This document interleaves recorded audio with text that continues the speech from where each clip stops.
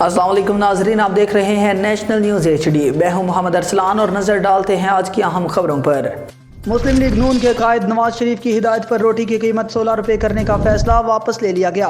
وفاقی دارالحکومت اسلام آباد میں نان اور روٹی کی قیمتوں میں کمی کا نوٹیفیکیشن واپس لے لیا گیا۔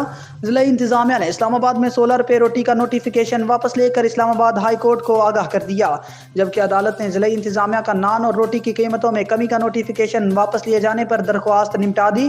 واضح رہے کہ نان بائی ایسوسی ایشن کے صدر نے ڈپٹی کمشنر کا نوٹیفیکیشن چیلنج کر رکھا تھا۔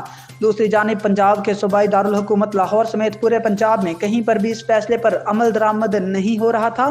صوبائی حکومت کے معتبر ذرائع کا کہنا ہے کہ تندور مالکان کی جانب سے ہڑتال کی دھمکی کے بعد پنجاب حکومت نے نہ صرف اس معاملے پر مکمل خاموشی اختیار کر لی، بلکہ اضلاع اور تحصیلوں کی انتظامیہ اور دیگر محکموں نے بھی تندوروں پر چھاپے مارنے اور چالان کرنے کا سلسلہ بند کر دیا۔ نیوز اسٹوڈیو سے فی الوقت اتنا ہی۔ مزید نیوز کے لیے ہمارے ساتھ رہیے گا۔